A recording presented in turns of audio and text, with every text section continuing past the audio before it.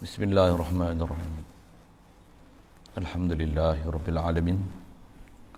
Wassalatu wassalam ala asyrafil anbiya'i wal mursalin wa ala alihi wa ashabihi wa azwajihi wa zurriyyatihi wa atba'ihi ajma'in. Subhanaka la ilma lana illa ma 'allamtana innaka antal alimul hakim. La hawla wa la quwwata illa billahil aliyyil azim. Rabbi shrah li sadri wa yassir li amri wahlul 'uqdatam min lisani yafqahu qawli. Allahumma iftah alaina bi futuhil 'arifin bik. Allahumma ij'alna minal ladzina yastami'una al-qawla fayattabi'una ahsana. Allahumma 'allimna mimma jahilna wa anfa'na bima 'allamtana wa zidna 'ilman nafi'an ya rabbal alamin. Rabbi a'udzubika min hamazati syayatin wa a'udzubika rabbi an yahdurun. U'izu nafsi billahil aliyyil azim. Bismillahi ma sya'allah la yasuqul khaira illallah. Bismillahi ma sya'allah la yasrifu su'a illallah. Bismillahi ma sya'allah ma kana min ni'matin fa min Allah. Bismillahi ma sya'allah la haula wa la quwwata illa billah. Wa ba'du. Baca bismillahirrahmanirrahim. Faqad bana laka tadammunu qawli la ilaha illallah lil aqsami salasati allati yajibu 'ala al-mukallafi ma'rifatuha fi haqqi maulana jalla wa 'azza wa hiya ma yajibu fi haqqihi ta'ala wa ma yastahilu wa ma yajuzu. Syukur kita Allah Subhanahu Wa Taala, limpah kurnia dia masih memberikan nikmat kepada kita, masih diberikan peluang berada atas muka bumi dia, hidup dalam keadaan mentauhidkan dia. Alhamdulillah. Syukur kita menjadi sebahagian umat Nabi Muhammad sallallahu alaihi wasallam. Alhamdulillah. Yang kita jadi umat Nabi pasal kita dapat Islam, yang kita dah Islam sejak lahir lagi mak ayah kita Islam, dimudahkan pula oleh Allah Ta'ala untuk jadi taat, jauhkan kita pada maksiat. Alhamdulillah. Nikmat besar lagi Allah Ta'ala bagi pada kita, disedarkan kita untuk menuntut ilmu. Dengan itu kita faham, kenal agama Islam ni, kenapa kita jadi Islam, kenapa mulia Islam, macam mana nak jadi Islam beriman, macam mana nak iman, macam mana nak ihsan. Syukur yang dia bukakan pintu hati kita, ada keinginan dan kehendak nak belajar. Alhamdulillah. Syukur beri pada kita kelapangan masa, kesihatan tubuh badan, dapat pula berjemaah, dapat pula berada majlis sangat mulia. InsyaAllah kita manfaatkan pertemuan malam ini, meneruskan bacaan daripada matan Ummul Barahin ni. Sambungan kita hadirin sekalian, setelah yang terdekatnya kita baru selesai membicarakan apa yang dapat diambil faham daripada iftiqar kulli ma'adahu ilaih. Sebelum tu adalah kefahaman mengenai istighna'ul ilahi an kulli ma siwahu, dan apa yang termasuk dalam dia. Jadi himpun antara istighna' dan iftiqar itulah dipanggil uluhiyah. Yang bila sebut uluhiyah, Allah jua mempunyai sifat uluhiyah pasal dia jua ilah. Kita ada belajar sikit banyak kaedah bahasa itu, la ilaha illallah, tiadalah ilah melainkan Allah. Maksudnya Allah sajalah ilah. Bila dia ilah, tentu dia bersifat uluhiyah. Dan bila dia bersifat uluhiyah, apa ciri ketuhanan ni? Ilah Tuhan, uluhiyah ketuhanan. Ilah tu nama isim zat kan? Cuma zat yang common knowledge, common noun, tapi maksud dia adalah sifat. Pasal setiap zat mesti ada sifat. Ilah mesti ada sifat yang melayakkan untuk jadi ilahnya dia. Sifat untuk jadi ilah tu dipanggil uluhiyah. Dan uluhiyah ni terhimpun pada dua kriteria besar, iaitulah istighna' an kulli ma siwahu, dan mestilah siapa yang jadi ilah mestilah iftiqaru kullu ma adahu ilai. Jadi kita baru selesai bicara situ. Jadi di atas apa yang telah di senarai. Kalau tak ingat saya sebut sekali lalu nanti, insya-Allah. Kalau ada nota ni guna nota. Kalau ada kitab ni guna kitab. Tengok baliklah. Itulah belajar pula. Saya sering sebut, saya ngaji pun untuk guru selalu peringat apa dia. La ilaha illallah ni, bab iman ni dia tak boleh duk lalai saban hari. Tak boleh duk leka. Bahkan sentiasa mentauhidkan Allah Ta'ala saja, dengan kaedah banyak berzikir pada dia. Jadi itu yang dia nak kata, faqad bana laka tadammunu qawli la ilaha illallah lil aqsami salasati. Jadi maka dengan apa penjelasan telah lepas tentang istighna dan iftiqar dan apa termasuk dalam dia, kita sebut sekali lalu lagi insya-Allah. Nyatalah bagimu kandungan ataupun terkandungnya kata-kata la ilaha illallah tu kepada tiga bahagian yang wajib atau orang mukallaf mengetahuinya pada hak, maksudnya pada zat Maulana, iaitu ay Rabbuna, Tuhan kita, Jalla wa Azza, yang Maha Agung lagi Maha Mulia, iaitu apa dia, tiga perkara itu, itulah sifat wajib dan sifat mustahil, juga sifat harus. Yang kalau dengan angka masyhur atas ulama sebut ada 41 dalam tu. Bahkan kalau dengan kita kira lepas dengan cara dia ambil faham lebih pada tu. Yang tu yang kita semak balik. Antara yang telah kita bicara bila sebut istighna ni, daripada sifat 20 tu, yang ni adalah sifat yang terkandung dalam istighna, yang dengan itulah Allah ni dia tak berhajat pada sesuatu. Kerana makhluk tak ada sifat ilah, Allah ada sifat ilah. Antara sifat kesempurnaan melayakkan jadi ilah, dia tak hajat pada satu. Kenapa dia tak hajat pada satu? Wujud, idam, laqa, mukhalafah lil hawadis, qiyam bi nafsi, sama, basar, kalam. Saya tak urai lah, dah belajar. Duk urai tu bila nak habis pelajaran. Lepas tu dah sama, basar, kalam, kaunuhu sami'an basiran mutakalliman, atas yang membilangkan maknawiyah. Memang kalau atas kita sebut pun disebut macam itulah. Itu 11 istighna, ada 11. Dan faham daripada istighna ilah an kulli ma siwahu ni, apa dia? Allah dia tak hajat pada sesuatu. Apa faham daripada tak hajat sesuatu? Tentulah tak wajib atas dia untuk membuat mungkin. Yang tu yang antara yang termasuk apa dia? Sifat harus pada Allah Ta'ala tu, fi'lu mungkinin aw tarkuhu tu, yang tu termasuk dalam makna istighna ilah an kulli ma siwahu. Jadi 11 campur satu lagi, apa dia? Mestilah Allah la yajibu alaihi fi'lu syai'in minal mumkinat. Tak wajib dibuat makhluk. Bahkan hukum dia harus. Bukan mustahil juga dibuat makhluk. Ada ulama dibilang macam ni. Tak wajib Allah Ta'ala apa? Harus Allah Ta'ala buat. Bila Allah Ta'ala tak hajat ada satu, harus dia buat mungkin. Mustahil wajib buat mungkin. Mustahil buat mungkin. Ada yang kira macam tu. Kira macam tu. Memang ada ulama kita yang kalau kita tengok bahas-bahas ulama yang terkandung, kalau atas sebut pengangkaan ni, ada sampai seingat saya 68 dalam la ilaha illallah tu masuk sekali. Belajar lain lah tu kan. Sebut banyak lagi, berserabut kepala. Ya ni pun tak apa nak reti, saja sebut itu. Saya suka selalu sebut itu. Tu yang kalau ngaji saya, Allah arwah batin, Allah bab macam ni, kata dia, itulah mengaji, mu kena ada kitab, kata dia. Mu kena ada buku tulis, kena ada pen. Nak tangkap ikan mu kena ada pukat, kena ada pancing. Tubuh pancing saja tak boleh, dia kena ada umpan. Dia sebut itu mudah. Mana kita nak pergi sungai, dah masuk sungai Perak tu, muterai kata dia, tangkap ikan dengan 4 tulang 4 kerat mu pergi kata dia. Nak boleh bawa balik apa? Bawa balik butai. Bunyi hulu lagi kasar lagi lah bunyi hulu ni. Bawa balik butai. Butai mau kasar lagi. Bunyi mengarut lagi tu.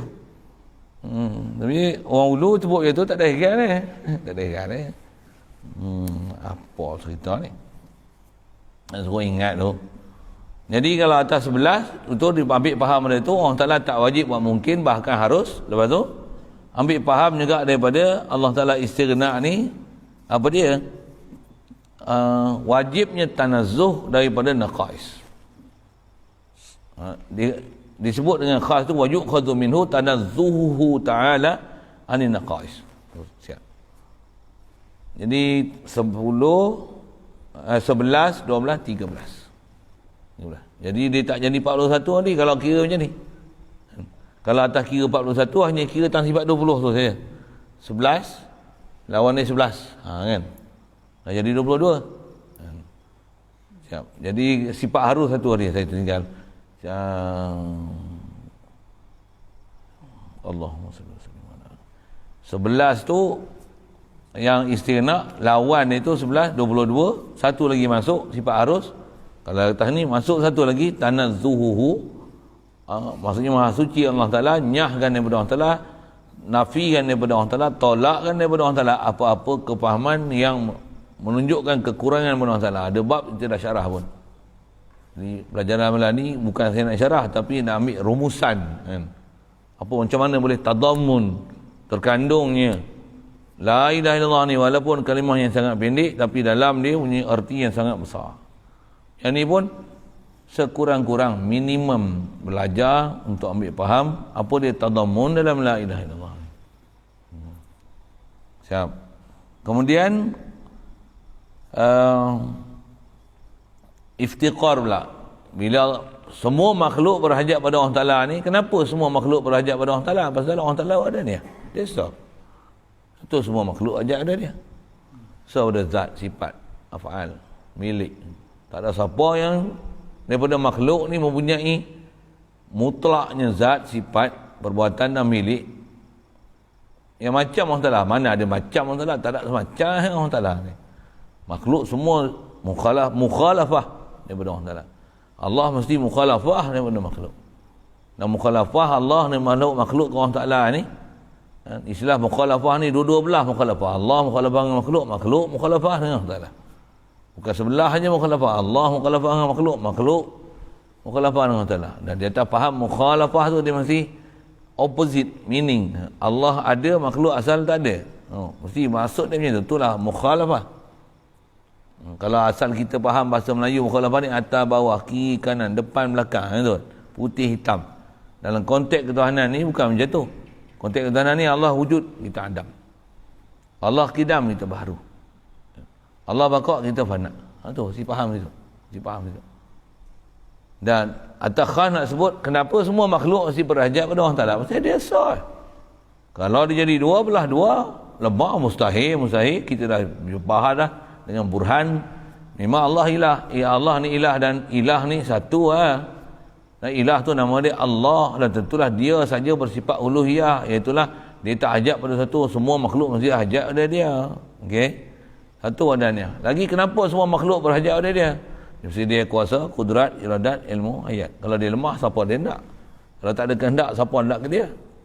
Kalau dia tak ada ilmu, siapa hendak ke dia? Kalau kata dia mati, mustahil tu tak, siapa nak ke dia? Di atas dia hiduplah, yang kita ni semua mati, yang kita berhajat pada dia, yang kita hidup pun dialah bagi kita hidup, bukan makanan, minuman, matahari hidup. Makhluk tak boleh duduk tempat ilah. Yang tu satu hal, nak faham tu, syarahlah tu. Kita nak ambil rumusannya ni, rumusan pasal waktu yang makna la ilaha illallah ni hadirkan dia, masya-Allah. Tu orang tua dulu, tuan saya duduk mengaji. Saya ngaji pun guru duk ajar, dia kata orang tua dulu bukan mengaji terang mana sangat, tapi akidah dia kemas. Dia pasal dia ngaji tu, dia ambil, dia faham tu, dia hadam tu, dia pakai hari-hari. Kita ni kadang mengaji usahakan habis kitab tahun-tahun, habis ijazah buat master, lepas tu PhD, lepas tu dapat master of syariah, tapi merepek nak apa saja ukir sebut itu. Siapa dia tu, tanya lain PNTPI apa cerita ni. Jadi kena dia mesti wadahnya kudrat, iradat, ilmu, hayat. Lepas tu mestilah kaunu qadiran, muridan, aliman, hayyan. 9. Jadi kalau atas tadi 11, ni 9, 20. 20 lawan tu mustahil pada Allah Ta'ala. Kemustahilan, sifat mustahil tu. Tu adalah sifat Allah Ta'ala dah jadi 40. Untuk harus buat mungkin dan tu jadi 41. Tadammun dia apa yang telah kita belajar, ma yajibu ma yastahilu dan ma yajibu yang ma yajuzu wa ma yastahilu. Bahkan ada lebih lagi kefahaman dia. Apa dia? Antaranya tadi prinsip istighna tanazzuh anil hawadis. Satu. Dan dalam bab iftiqar ni faham tu bila kata semua makhluk berhajat pada Allah Ta'ala, makhluk ni semua hudus. Tak ada makhluk yang qadim. Satu. Jadi tambahlah 9 tadi. 90. Tak istighna tadi 13 kan. Ingat itu sebut ni, apa ni, sebut ni. Allahumma salli wa sallim ala sayyidina. Apa nak sebut tadi? Ambil faham tu, alam ni baharu. Maksud apa? Dah alam ni berhajat pada Allah Ta'ala. Alam ni baharu. Allah saja qadim. Itu satu hal lah kan. Bila pasal baharu mesti berhajat pada Allah Ta'ala. Makhluk mesti berhajat pada Allah Ta'ala. Tapi yang saya duk syarah tu apa? Makhluk tak boleh tunai hajat makhluk. Allah saja boleh tunai hajat makhluk. Kita ambil makhluk ni atas jalan sebab. Ada besar pelajaran itu. Ya. Lepas tu, faham juga dalam 10. Faham juga daripada iftiqar makhluk ni ke Allah Ta'ala. Makhluk mesti fakir ke Allah Ta'ala. Apa dia? Mungkinat makhluk tak boleh beri bekas dengan zat dia, dengan tabiat dia, dengan kuwah yang Allah Ta'ala bagi yang ada dia. Tak mungkin sama sekali makhluk boleh memberi bekas, mudarat atau manfaat, memberi atau menghalang apa saja makhluk. Dia tak boleh beri asar, tak boleh beri bekas dengan diri dia sendiri, ataupun dengan tabiat dia, ataupun dengan kuwah dia, ataupun dengan ilat dia. Cuma ada bab matan kita dia tak sebut ilat tu, jadi saya tak syarah. Ada kitab lain memang disebut lah tu, tapi dah tak ada tu. Nisbah baca kitab ni saya hadamkan apa yang terhadap je lah. Boleh sebut semua tu, tapi takut beban pula kan. Hadam dulu. Lagi takut tabiat pun tak faham. Saya sebut tabiat, bi'at, apa bahasa orang kampung. Saya punya stand mengajar ni, apa bahasa yang mana boleh kait untuk fahamkan ke bahasa dalam kitab tu. Saya ngaji pun ada guru ajar, dia kata kaitkan yang dalam kitab dengan apa keliling kita. Oh, kita hayati apa dalam kitab tu dan tahu, oh ini rupanya dia nak syarah. Begitu juga faham daripada Allah Ta'ala ni, semua makhluk mesti berhajat pada Allah Ta'ala. Makhluk ni tu dia tak boleh beri bekas sama ada pada zat dia, tabiat dia ataupun kuwah yang tak ada bagi jadi. Nak sebut situlah asal.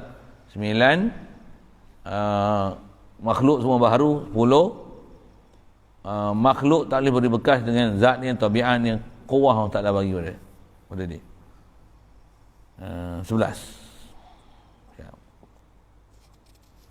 itu je kan.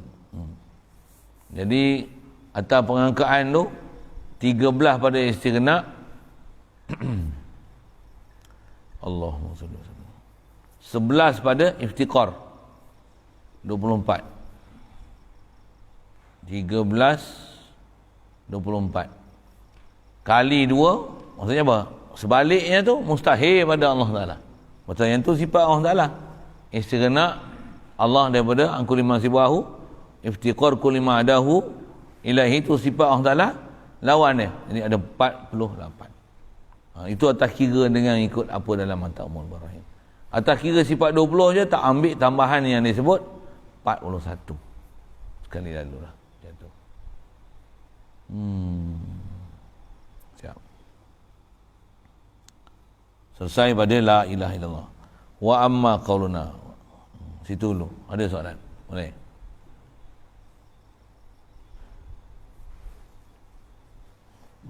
Kalau budak pondok saya main lagi test kan. Ni budak pondok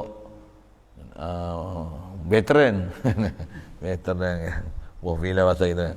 Kalau budak pondok memang budak sungguh. Isteri nak apa sifat?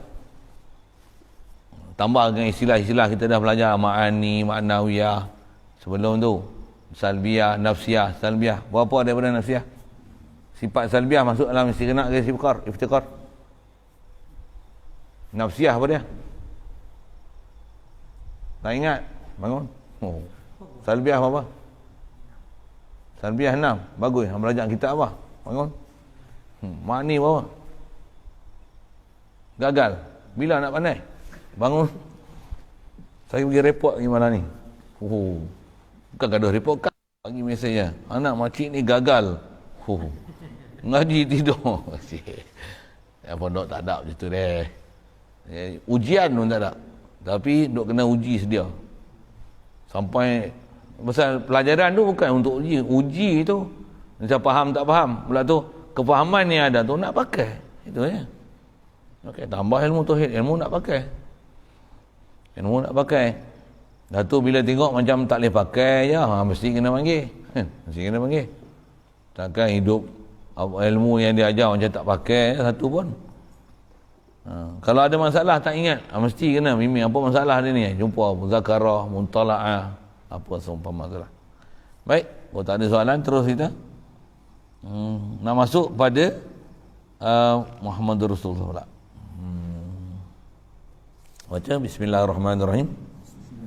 Wa amma qauluna Muhammadur Rasulullah sallallahu alaihi wasallam fayadkhulu fihi al-imanu bisairil anbiya'i wal malaikati wal kutubil samawiyyati wal kutubis samawiyyati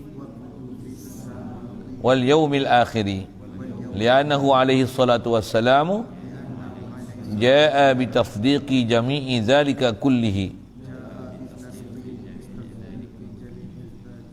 Baik. Yang ni nak masuk pada Muhammad Rasulullah. Apa yang terkandung dalam Muhammad Rasulullah? Pasal kalimah syahadah dua aja. La ilaha illallah Muhammad Rasulullah. Tapi pembahasan ilmu tauhid tiga. Apa dia? Uluhiyah, nubuwat, uluhiyat, nubuwat, satu lagi sam'iyat. Tiga. Ketuhanan, kerasulan dan sam'iyat. Sam'iyat apa? Perkara gaib yang dikhabarkan oleh Rasulullah, yang kita wajib beriman, ambil semua perkabaran gaib tu. Bahasa mudah atas istilah ulama macam tu. Jadi mana sam'iyat tak ada pun dalam kalimah syahadah. Yang ada la ilaha illallah Muhammadur Rasulullah. Ni dia sebut saja Muhammadur Rasulullah tu, dia kata adapun perkataan kami ni kita lah ahli sunnah wal jamaah, bila sebut saja Muhammadur Rasulullah maka termasuk padanya beriman dengan sekalian nabi-nabi. Jadi beriman dengan semua nabi-nabi, yang kita tak beza satu pun daripada mana-mana nabi. Selagi nama nabi kita beriman. Macam mana pun yang kita wajib tahu tu 25 yang nama dia secara tafsil disebut dalam Quran. Nama mereka ni ialah nabi lagi rasul 25. Selain daripada nama 25 ni ada dalam Quran, tapi mereka tak disepakati kata nabi apatah lagi rasul. Macam Luqman, wa idh qala Luqman li ibnihi. Luqman ni macam mana nabi kan? Belah kita tak masyhur kata Luqman al-Hakim itu nabi. Tapi ada tempat-tempat, ada negeri-negeri, ada ulama yang mengatakan Luqman al-Hakim ni nabi. Macam mana kita sebut Khadir, Nabi Khidir, kita masyhur Khidir. Nabi Khidir macam mana? Kita masyhur Nabi Khidir ialah nabi. Tapi ada belah sana, ada belah-belah tempat atau qaul ulama memang ada pun dia kata Khidir ni dia rajulun salih. Pasal isyarat Nabi Khidir dalam Quran, fawajada fiha, bukan jidaran yuridu an yanqadha, yang lain pula dah.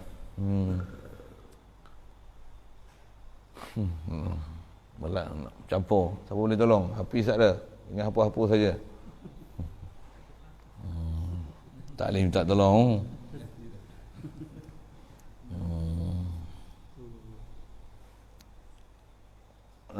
Nasiyahu tahuma walama wajada fiha, situlah. Wa wajada indaha qauma, bukan.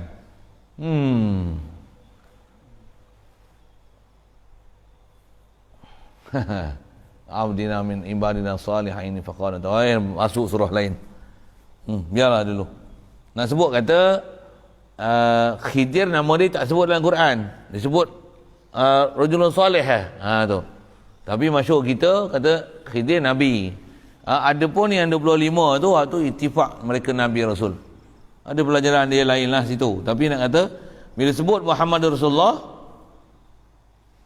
antara bila beriman dengan Rasulullah, beriman dengan apa yang dia ungkapkan, khasnya atas bilangan satu-satu apa dia?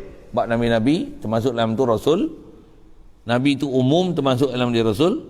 Lagi para malaikat. Kemudian kutub-kutub. Malaikat ni khas 10 malaikat yang jadi ketua tu. Rusul malaikah. Kemudian kutub-kutub samawiyah. Kitab-kitab yang turun pada langit. Bahasa dia turun pada langit. Pasal daripada Lauh Mahfuz turun dengan perantaraan Jibril. Satu panggil Quran. Kitab-kitab yang turun pada langit. Bukan kitab tu kelepuk turun satu. Bukan macam tu. Tapi nisbah Jibril turunkan daripada Lauh Mahfuz. Satu dia dipanggil turun. Inna anzalnahu. Sesungguhnya kami turun dengan Quran. Jadi kalau Wahabi mau dia berdalil apa pula? Tu turun Quran tu Allah Taala duduk atas. Tu bengap Wahabi. Dia pakai zahir ayat. Saya ngaji tutup guru aja, kelahi dengan Wahabi pakai ayat tu juga. Inna anzalnahu. Jawab daripada ayat Quran tu Allah Taala bukan satu, Allah Taala ramai. Inna anzalna, sesungguhnya kami. Allah Taala kata kami. Kami turunkan. Bukan aku turunkan. Kalau patutnya ana anzaltu, aku telah turunkan, tapi dia kata inna anzalna. Jawab Wahabi. Jawab. Macam mana kau faham Allah Taala satu sedangkan dia kata dia ramai? Saja lah kaedah lawan Wahabi. Dia pakai zahir ayat, kita lawan dengan zahir ayat balik. Tengok dia jawab kena. Terkangkang tak dia. Pi bahasa gitu. Terjelepok tak dia. Pasal kaedah macam tu kita lawan sangat, nampak lawan sangat dah. Ra'i pendapat dia. Allah lagi tahu dia cerita macam mana. Dia kata dia ramai. Macam mana? Macam mana kau kata Tuhan satu? Ya. Takkan nak kata kul Allahu ahad. Tu ahad, inna anzalna tu. Kami, macam mana? Ya. Kalau dia pandai jawab macam tu, kalau gitu pandai kau jawab je. Macam mana nak selesaikan ayat ni, ayat ni, ayat ni, ayat ni, ayat ni. Suruh dia jawab satu lah. Pisamak ke ataupun alal arsh. Arsh lain. Kalau dia kata sama, memang penggam. Ke kat Sidratul Muntaha ataupun ke arsh, atas arah je. Saja saya usik-usik itu sikit. Pasal nak sebut kutub samawiyah. Sebut situ. Sebut situ dia lajak lagi situ. Kitab turun bukan maksudnya kelepuk kitab turun, tapi pasal diturunkan oleh Jibril, dibahasakan kitab tu turun. Macam-macam istilah Quran nak faham.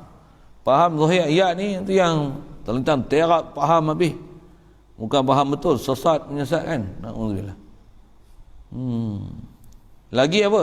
Wal yaumil akhir itu juga dengan hari akhirat. Yaumul akhir tu ada yaum akhir nisbah kita mati. Ada yaumul akhir tu yaumul akhir dunia. Ayyamul akhir minad dunia, itulah kiamat. Maksud yaumul akhir tu adalah bangkit semula daripada kubur. Yang tu pun antara istilah dipanggil yaumul akhir. Walaupun itulah asal pakai yaumul akhir ni kiamat. Kiamat tu dipanggil yaumul akhir pasal laisa ba'dahu lail. Pasal tak ada lah selepas dia malam. Macam-macam tu tafsir tu kalau belajar. Kalau kita sebut hari akhirat itu je lah. Kalau kita tengok ulama kita hurai, yang tu menceritakan sebenarnya apa dia peristiwa hari akhirat tu. Yang tak ada laisa ba'dahu lail. Tak ada dah malam sampai. Itu yang panggil yaumul akhir. Kalau duduk dalam keadaan siang, itulah siang terakhir. Maksudnya siang akhir lepas tu laisa ba'dahu lail. Itu maksud yaumul akhir. Tapi maksud dia tu kiamat. Ada maksud dia juga bangkit di mahsyar. Di mahsyar tak ada siang malam. Tak ada siang malam. Siang je. Tak ada waktu tidur. Tak ada tidur. Tak ada tidur. Ahli syurga tak tidur. Ahli syurga tak tidur. Ahli neraka pun tak tidur lah. Itu yang kata dia yaumul akhir. Siang je. Tak ada malam. Tak ada. Kalau ada disebut dalam Quran siang malam dalam syurga pun ada pagi petang bil ghuduwi wal asal. Cerita dalam ahli syurga ni duk berzikir pada Allah Taala, bertasbih pada Allah Taala pagi petang ala miqdari ghuduwi wal asal. Itu kata ulama tafsir. Masalah akhirat memang tak ada malam. Dia bukan ada langit bumi lah untuk ada peredaran siang malam. Tak ada lah. Tak ada lah. Baik. Jadi kenapa termasuk dalam Muhammad Rasulullah ni beriman dengan semua Nabi, termasuk hantu Rasul, malaikat, kitab, yaumul akhir, li'annahu alaihi salatu wasalam, kerana Rasulullah sallallahu alaihi wasallam ja'a bi tasdiqi jami'i zalik, dia datang dengan membenarkan kesemua demikian itu. Ya. Bahkan setengah kitab ditambah satu lagi yang atas sebut khas tu dia tak sebut. Apa dia? Beriman dengan qada wal qadar. Atas nak sebut iman tu kan. Beriman dengan qada dan qadar. Siapa? Antara yang Rasulullah cerita tu atas nama sam'iyat tu, perkara ghaib yang dicerita oleh Rasulullah adalah beriman qada dan qadar. Cuma dalam kitab ni seingat saya bahawa ulama tutup guru pun syarah, kenapa dia tak sebut khas dalam matan ni? Kenapa? Mengaji macam tu lah. Kenapa matan ni kenapa macam ni. Okay. Kenapa tak sebut? Pasal bab qada qadar ni kalau tak sebut pun kita dah faham dah prinsip qada qadar ni dalam bab uluhiyat. Pasal qada qadar adalah bab uluhiyat, bab ilmu dan iradah Allah Taala.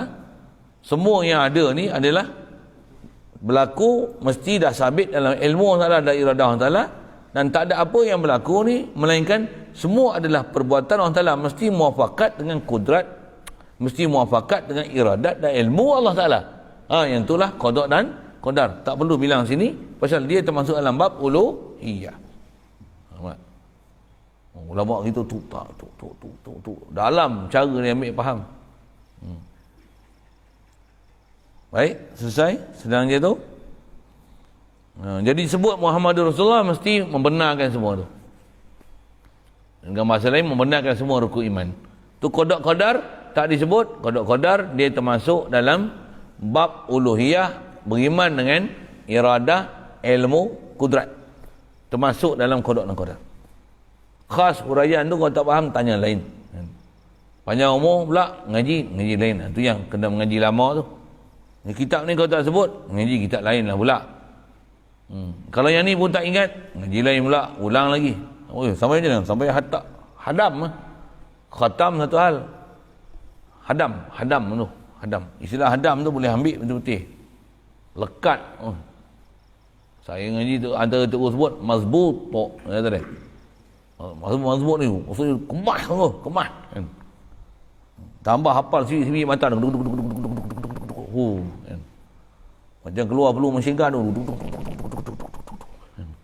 Saya ada sahabat-sahabat saya menghafal ni Jurumiyah, yang kita tak kena hafal lah, yang pondok antara kita kena hafal Jurumiyah kena hafal. Lepas tu Mata Umum Barahin, Mata Jahara Tauhid. Kalau yang memang dah pelancar tu, mereka akan ada satu hari yang istilahnya dia akan baca daripada awal hingga hujung bagi khatam sekaligus, sekali hayun. Jurumiyah daripada awal ke lamu sehingga wababu sajin wa ma asbah zalika wallahu alam. Wababu sajin wa khatama hadidin wa ma asbah zalik kan. Wa ma asbah zalik wallahu alam. Dia duduk tu nak tasmik. Apa dia? Nak tasmik semua. Macam tu. Bismillahirrahmanirrahim. Kat setengah jam kan lah. Kalau mula dia nak tasmik itu kita pun kena ingat kat aku, jangan buat kira. Dia tasmik lagi, dia menilai lagi, dia tahu lah kita bodoh. Tak faham saya cakap apa. Anak murid dia tahu anak guru bodoh bila dia salah, anak guru tak tegur. Itu anak murid boleh tahu guru bodoh tak bodoh. Satu ulama-ulama hadis kita, dia cerita hadis ni, anak murid semua hafal hadis. Anak guru baca hadis ni, anak murid kata satu tak jatuh. Ulama dulu ngaji macam tu. Anak murid pun handai, guru pun handai. Lah ni, guru pun bodoh. Guru pun sesat. Anak murid lagi masuk gaung. Dia tak tahu hak tu sesat.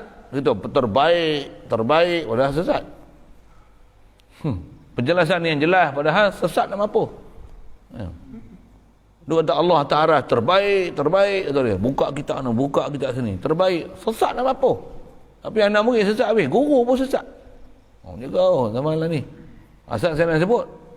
Itu yang guru, kalau anak murid yang dulunya ni, anak murid pun pakar dan dia boleh mengiktiraf. Memang guru dia pakar. Pasal anak murid pun pakar. Dia akan kata memang kalau Quran ni guru ni ingat sungguh satu pun. Aku salah satu huruf, tinggal pup dia boleh tegur. Ini baca huruf salah atau yang anak murid pun jelih tengok aku langkah dia kata tu. Yang tu saya kata apa? Tu yang murid boleh kenal guru siapa? Saya ngaji tu. Tambah kita pernah mengaji, kita punya ni, tambah ngaji dah satu guru ni. Satu disuruh kena ngaji sampai kemas. Guru ni punya ilmu kita faham dah. Pergi ngaji pula tempat lain. Dengar nak guru tu ngajar. Kita semak dia ngajar. Tepat serupa dengan guru tu. Best. Kalau ada yang tak serupa, jumpa dia. Guru minta maaf. Ada masa peluang nak tanya. Kumpul lah soalan-soalan. Soalan 1, soalan 2, soalan 3. Mana muskil tu tanya dia. Ataupun yang ni baru. Hak ni kemah lagi. Hak dulu kemah satu pasien lain. Yang ni kemah pasien ni pula. Aku nak mengaji kat dia pula. Minta izin untuk guru tu. Tinggal ni. Ambil yang ni pula mengaji.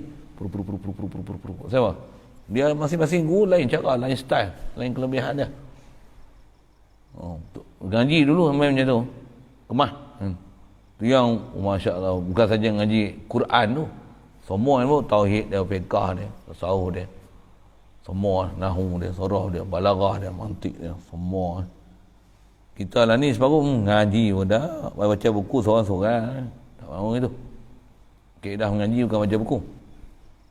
Kaedah mengaji berguru. Okey, lalu situ asal nak sebut ialah sebut Muhammad Rasulullah, semua rukun iman termasuk.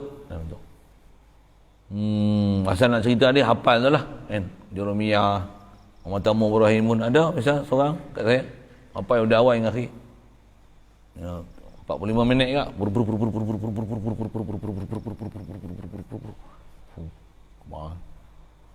Cuma itulah kerana ada yang hafal tak ada nak mengaji habis.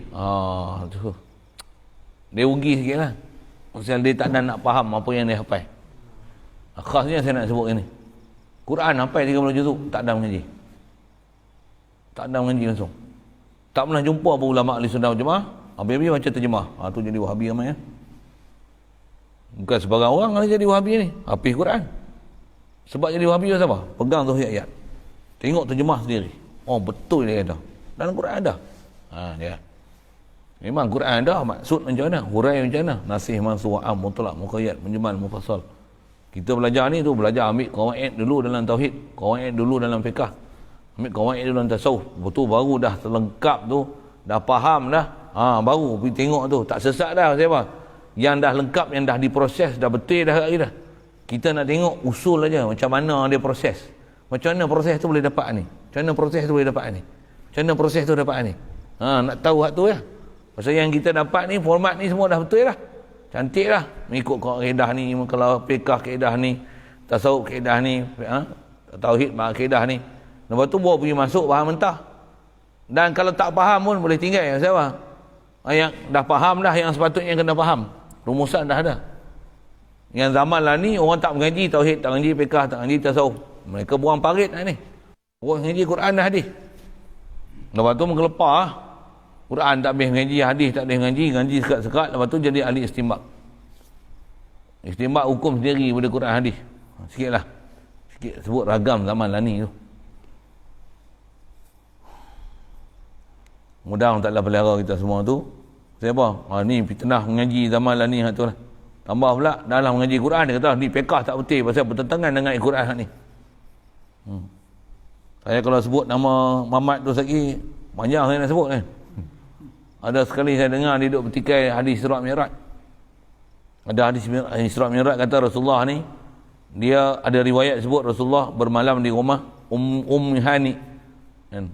Dengarlah disebut orang yang belakang debu-debu. Kata dia, hadis ni tak betul kata dia. La ilaha illallah. Kata dia benggam, dia tak erti. Dia tak erti selesai yang hadis. Kan? Dia boleh baca tapi dia tak erti. Dia tak erti. Dia kata apa? Quran sebut Subhanallazi asra bi'abdihi minal masjidil haram, daripada masjidil haram, bukan daripada rumah Hani. Alah bengapnya, dia tak berkata, dia tak faham macam mana ulama ihtimal maksud am khas macam mana, dia tak kerti. Memang ada riwayat sebut Rasulullah masa tu sedang tidur di Hijr Ismail, di sebelah sepupu dia Sayyidina Hamzah dengan Sayyidina Ali, angkat tu Sayyidina Hamzah, Sayyidina Ali tak sedar di mana dia basuh Qalbi dia, hati dia di Telaga Zamzam apa tu, Jibril angkat. Nak sebut, yang tu memang Masjidil Haram sungguh lah. Tapi yang rohani ni macam mana nak selesai? Kita tengok, nampak dia hurai tu, bodoh, tak kerti lah. Saya sebut itu badan lah. Siapa dia tu? Muhammad tu lah. Ada Muhammad tu. Muhammad yang suka buka kitab tu. Muhammad, panggil Muhammad lah. Muhammad mana tak tahu. Kita tengok Muhammad tu. Satu, bila dia baca kitab dia jadi masalah. Dia bukan faham kan? Dia buka partition dia. Macam mana saya nak sebut? Dia macam orang buta menggambar gajah. Dia tak nampak semua, dia tak faham semua.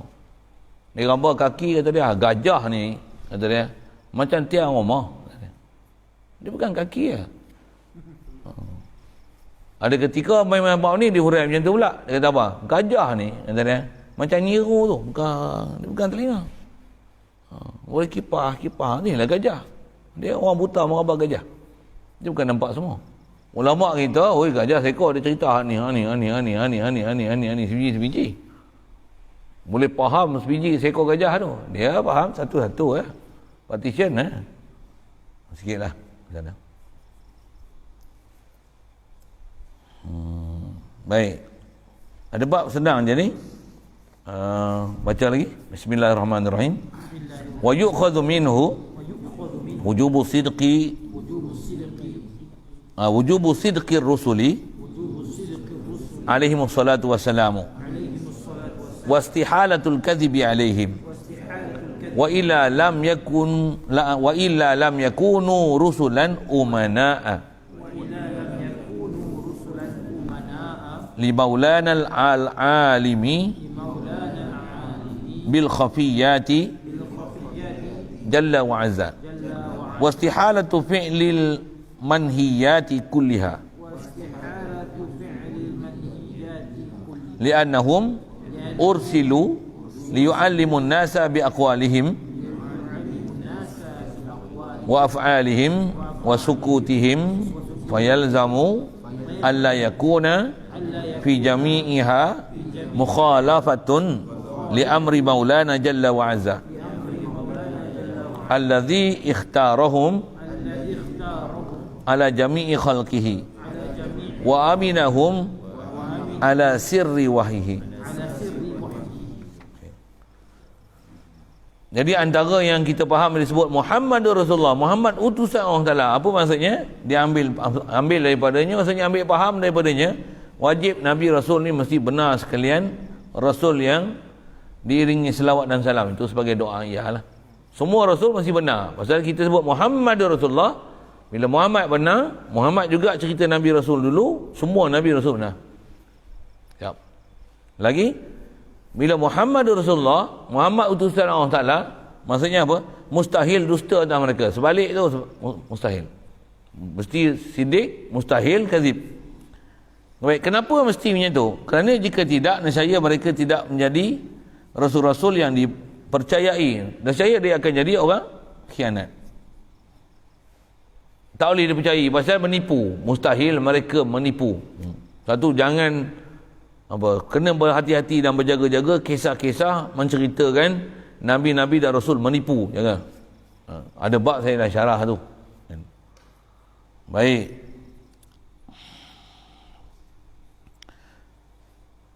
Jadi kalau katalah Rasul ni ada berbohong, nescaya Rasul-Rasul ni tak jadi orang yang amin, orang yang amanah bagi firman Allah Ta'ala, sedangkan Allah dia mengetahui benda-benda yang tersembunyi. Takkan Allah Ta'ala bagi amanah Nabi dan Rasul, sedangkan Nabi Rasul ni khianat pada dia dan menipu pula, menyembunyi pula.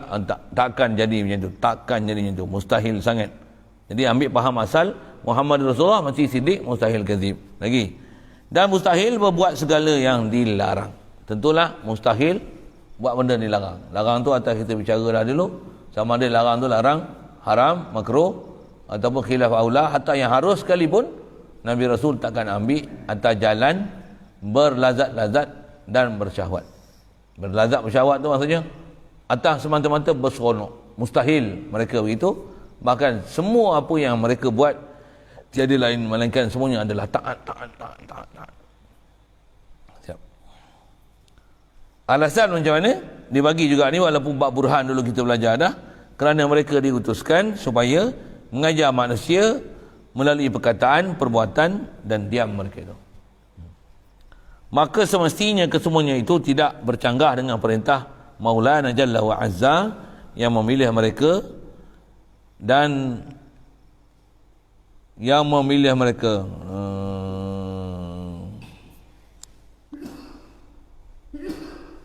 ikhtarahum, yang memilih mereka atas sekalian makhluknya. Allah Ta'ala pilih Nabi Rasul sebagai utusan ke atas semua makhluk ni. Atas semua makhluk tu khas atas taklif manusia jin. Dan mestilah mereka ni memberi amanah, dan Allah Ta'ala memberi amanah pada mereka atas rahsia-rahsia. Dan Rasul ni mustahil akan khianat, mustahil buat benda haram makruh, harus pun dia takkan buat atas jalan bersyahwat, berlazat-lazat, bahkan semua adalah syariat. Bahkan Rasul adalah tempat menyimpan segala rahsia-rahsia yang kalau makhluk tak diperintahkan untuk diberitahu pun, ada perkara yang rahsia yang Allah Ta'ala beri pada Nabi Rasul semestinya. Cuma ada benda yang diperintahkan sampai, dia memang dia sampai. Kalau tak dibenarkan untuk sampai, mereka tak akan sampaikan. Mereka sangat amanah dalam bab menyampaikan. Wala yuzhiru ala ghaibihi ahada illa man irtada min rasulin. Allah Ta'ala kata itu. Allah Ta'ala takkan zahirkan benda ghaib ni suatu pun pada makhluk ni illa man irtada min rasulin, melainkan siapa yang Allah Ta'ala redha. Siapa dia Allah Ta'ala redha ni? Min rasul, daripada rasul. Antara orang yang Allah Ta'ala khas beri benda-benda ghaib, rasul. Rasul. Atas syarah ulama, antara yang Allah Ta'ala beri, yang tu yang atas dapat ilham, ada istilah firasat, kan? Siapa dia? Pewaris Nabi, pewaris Rasul. Sampai Rasulullah kata, ittaqu fihrasatal mu'min, kamu takut dia, khawatirlah dengan firasat orang-orang muslim, mukmin. Pasal apa? Dia yang zuru, dia boleh melihat, dia boleh memandang apa yang kamu tak boleh pandang. Kita tambah jumpa guru-guru yang macam ni, tuan. Kita kot tak biasa jumpa dengan guru macam ni. Kalau kita dengar kisah, saya pun sebut macam mana, adalah sikit sebanyak pengalaman guru-guru satu hal. Tapi kalau cerita daripada ulama, tutup guru kita yang dulu-dulu tu, kemasyhuran cerita, tambah guru yang istilahnya guru batin mereka ni, Allah. Ada benda-benda yang ditegur tu, dengan cara berhikmah, dan kita tak sangka apa benda yang dia sebut tu, tegur terang-terang kat kita tu, kan? Pasal dia punya percakapan dia tu mantap gitu, kemas. Pasal mereka kemas, mantap gitu dengan Allah Ta'ala dari segi akidah mereka.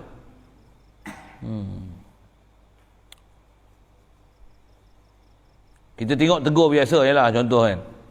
Yang ni saya tak pernah kena tegur, tapi ada kawan saya pernah tegur. Handset ni, kita kena handset pun dalam ni, pakai baju kan. Kita kadang-kadang berjalan untuk guru, ada dengan tok guru dia pasal apa? Handset tu kata dia, buat dalam poket tak apa, tapi jangan buat dalam hati. Tahu, sampai ya. Macam tahu-tahu je. Selepas pada tu, kata dia, kawan saya kata, tak wani buah dalam poket. Macam ni. Biar kat pengkok apa. Dia tak buah dalam poket, kata apa? Dia jatuh hati. Macam dia tahu je kita ni kaki handset. Ketan tutup guru. Tutup guru. Allah. Saya nak sebut, itulah. Pasal ada benda yang kadang dia sebut tu, kita tak perasan lagi. Kita sebut belakang, padahlah dia sebut macam tu. Ya Allah. Jadi asal nak sebut apa? Ya Allah Ta'ala memang jadikan Nabi dan Rasul ni, Allah Ta'ala memang percaya sangat Nabi dan Rasul ni ada dalam mautinul asrar, tempat menyimpan segala rahsia. Pasal apa? Nabi dan Rasul memang dia boleh menyimpan rahsia. Tambah rahsia ghaib yang Allah Ta'ala tak perintahkan untuk sampai, dia takkan sampai. Tapi banyak perkara kan yang dia tahu, semestinya kalau tidak dia tak akan jadi orang yang betul-betul takwa pada Allah Ta'ala sampai takkan buat dosa sama sekali. Bayangkan tengok. Kita ni banyak buat dosa ni pasal apa? Pasal terhijab kita banyak dengan Allah Ta'ala. Tak hidup pun hati kita dengan Allah Ta'ala. Zikir pun tak, nak rasa takzim pun tak. Itu yang terhijab banyak. Nabi Rasul ni macam mana? Allah. Dia boleh rasa, nak sebut macam mana, pahaman dia dengan Allah Ta'ala ni, dia boleh faham sampai tahap Inna Allah ma'ana. Yakin tu.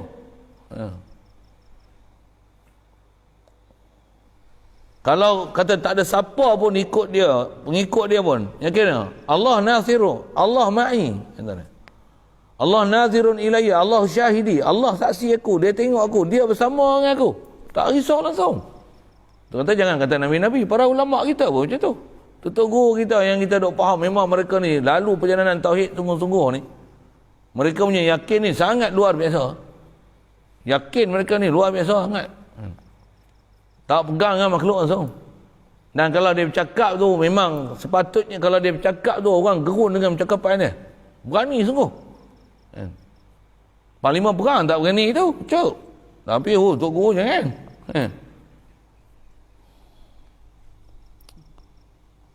Jadi Nabi Rasul tak mungkin akan ada buat benda larang.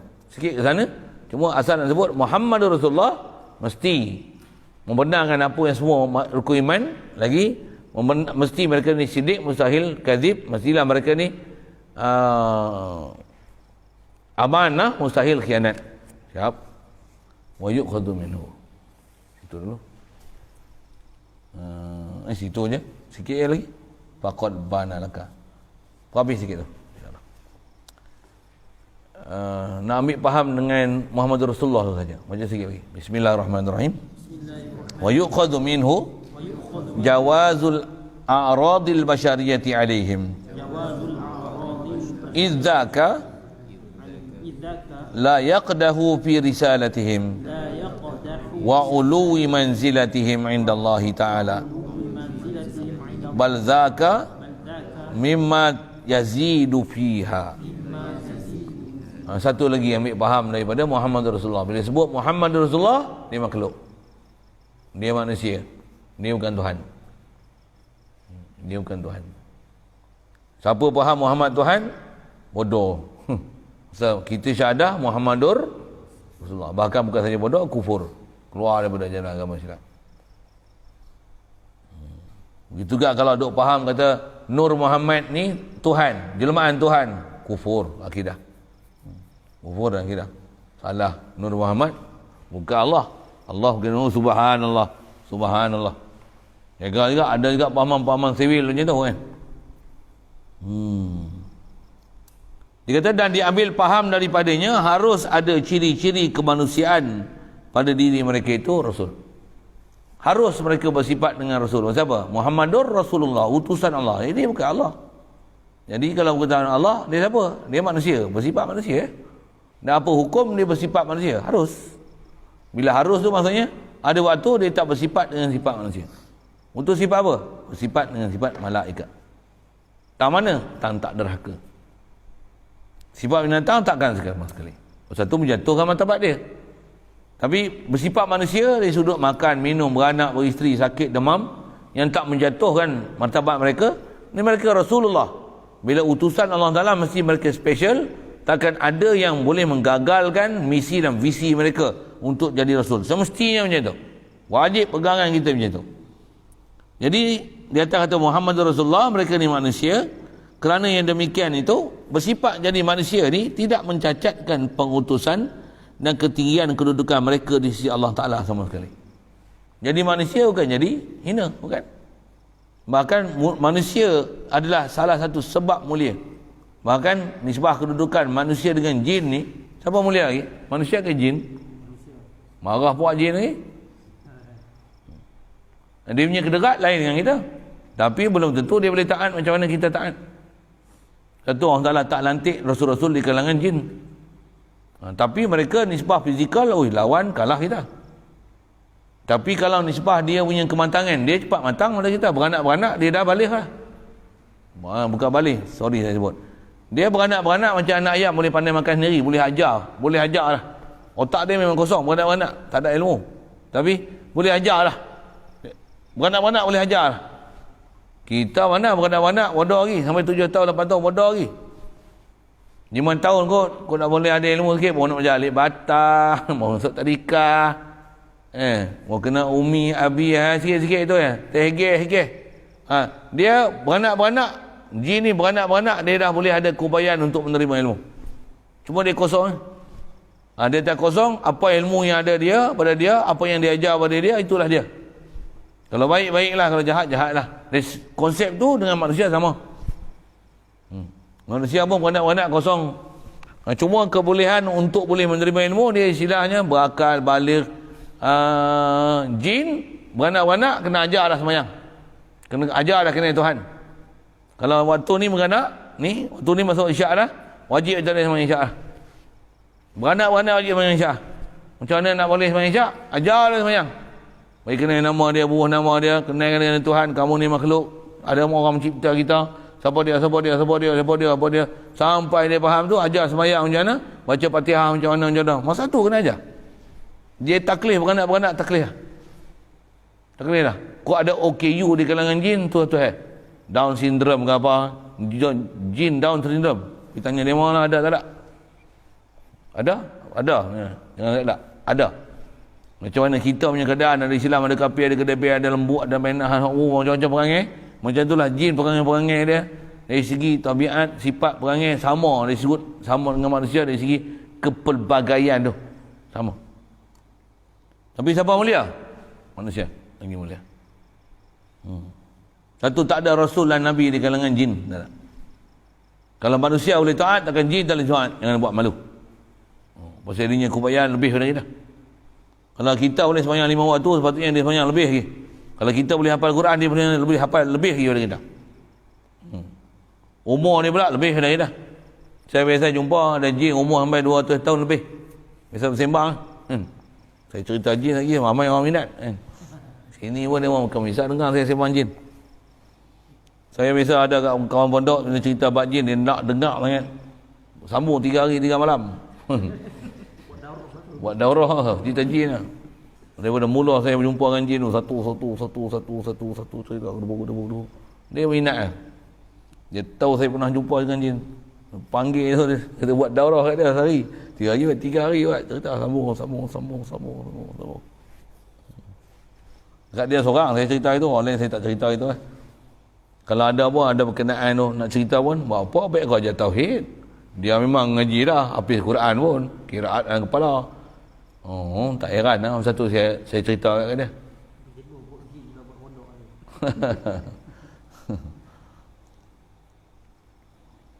Tapi kalau kena jin tak usah panggil saya. Bukan takut, panggil orang lain. Apa cerita ni? Nak kata manusia dengan jin ni manusia lagi mulia. Dia tak ada kilang cetak kitab. Satu, dia kena mengaji kat kita. Tentang ada jin yang mengaji. Kalau ada pun dia nyengih ni. Hantar aku tak tahu lah. Tapi Nabi kami bagi tahu macam tu. Allah Ta'ala maklum kat kita macam tu. Dia tak ada tok guru. Payah nak cari tok guru di kalangan dia. Pandai-pandai dia mah, cerdik-cerdik dia mah, nak cari guru di kalangan jin ni susah. Pasal dia tak ada teknologi kitab, mengarang. Dia tak macam kita. Dia tak ada. Dia punya fizikal dah boleh terbang, masuk ayat terbang. Dia tak ada buat kapal terbang. Jet plane apa tak payah. Tak payah buat kapal selam, dia boleh selam. Yang saya jumpa tu, dia kalau tempat dia nak main tempat saya dulu, masa tu saya duduk dengan Datuk dulu. Kalau lepas main subuh kata dia, lepas main subuh berjalan, sebelum mentari terbit sampai tempat saya. Macam mana? Terbang. Saya duduk dengan Datuk dulu. Kat mana pergi tanya dia? Yang tanya saya. Aku cari pun tak jumpa. Ni kalau dalam ni pun kalau kita nak cari mana tempat dia, dia bukan alam macam alam kita ni. Dia ada pintu masuk dia. Kalau dia tak buka, tak masuk, tak jumpa kita. Dan janganlah duk teringin nak masuk. Lagi masuk tak boleh keluar, orang tahu. Saja sikit. Sebab tu kena beringat kat tu. Ada orang kadang cita-cita nak pergi masuk alam tu.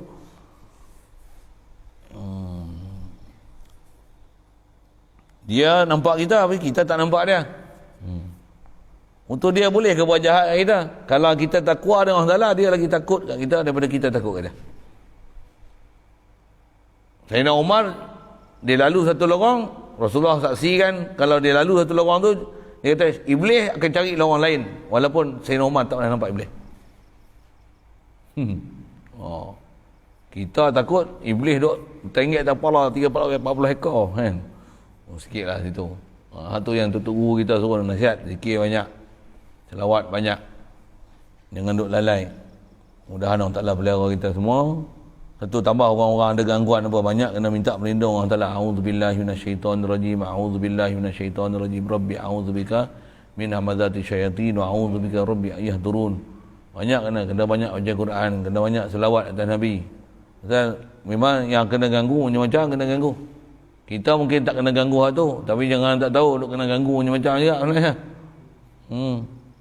Dia tak kena ganggu jenis-jenis macam tu, tapi kena ganggu dalam bab lain pula. Baik. Situlah sekali lalu. Jadi faham daripada Muhammad Rasulullah, mesti dia manusia, dia bukan Tuhan. Harus dia bersifat dengan sifat manusia.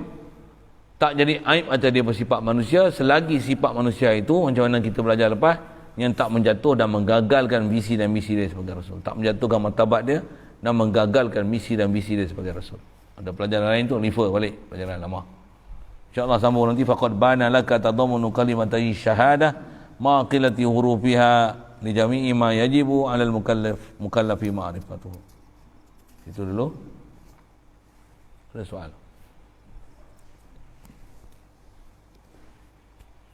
Jadi sekali lalu kalau faham tu, la ilaha illallah Muhammad Rasulullah, ada 3 pembahasan. Uluhiyat, nabawiyat, ataupun disebut nubuwat, lagi samayat, 3. Walaupun hanya 2 kalimah syahadah. Bismillahirrahmanirrahim. Allahumma nawwir qulubana min nuri hidayatika kama nawwartal arda min nuri syamsika wa nabada bi rahmatika ya arhamar rahimin warzuqna fahman nabiyyin wa hifdzal mursalin wa ilhamal malaikatil muqarrabin wa sallim tasliman ala jamil anbiya'i wal mursalin walhamdulillahi rabbil alamin.